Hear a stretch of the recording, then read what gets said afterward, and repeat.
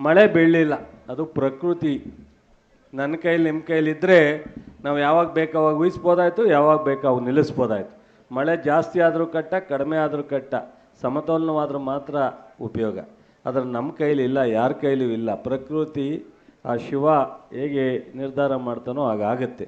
ಆದರೆ ಒಂದು ಅನುಭವ ಇರ್ತಕ್ಕಂಥ ಮುಖ್ಯಮಂತ್ರಿಗಳಾಗಿದ್ದಂಥ ರಾಜಕೀಯ ಪಕ್ಷಗಳು ಟೀಕೆ ಟಿಪ್ಪಣಿಗೆ ಒಂದು ಗೌರವಯುತವಾದಂಥ ಆರೋಗ್ಯಕರವಾದಂಥ ಟೀಕೆ ಟಿಪ್ಪಣಿ ಮಾಡಬೇಕು. ಕಾಂಗ್ರೆಸ್ ಸರ್ಕಾರ ಬಂದರೆ, ಸಿದ್ದರಾಮಯ್ಯನವರು ಮುಖ್ಯಮಂತ್ರಿ ಆದರೆ ಬರಗಾಲ.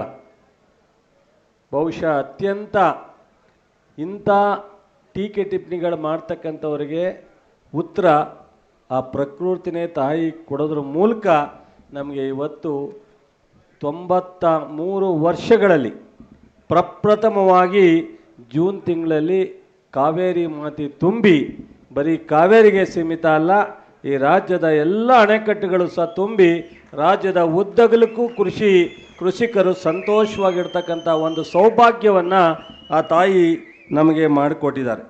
ಇದಕ್ಕಿಂತ ನಾವು ಯಾವ ರೀತಿ ನಾವು ನಿಮಗೆ ಉತ್ತರ ಹೇಳಬೇಕೋ ನಮಗೆ ಗೊತ್ತಿಲ್ಲ, ಅದರ ಅವಶ್ಯಕತೆಯೂ ಇಲ್ಲ. 1911ರಲ್ಲಿ ಈ ಅಣೆಕಟ್ಟೆ ಪ್ರಾರಂಭ ಆದದ್ದು. 1932ರಲ್ಲಿ ಈ ಅಣೆಕಟ್ಟೆ ಸಂಪೂರ್ಣವಾದ ಗೊತ್ತಿದ್ದು. ಅದಾದ ಮೇಲೆ 93 ಸಾರಿ ಈ ಅಣೆಕಟ್ಟು, ಅದರಲ್ಲಿ 76 ತುಂಬಿದೆ. 17 ವರ್ಷ ಮಾತ್ರ ನಮಗೆ ನೀರು ತುಂಬದೇ ಇರತಕ್ಕಂಥದ್ದು.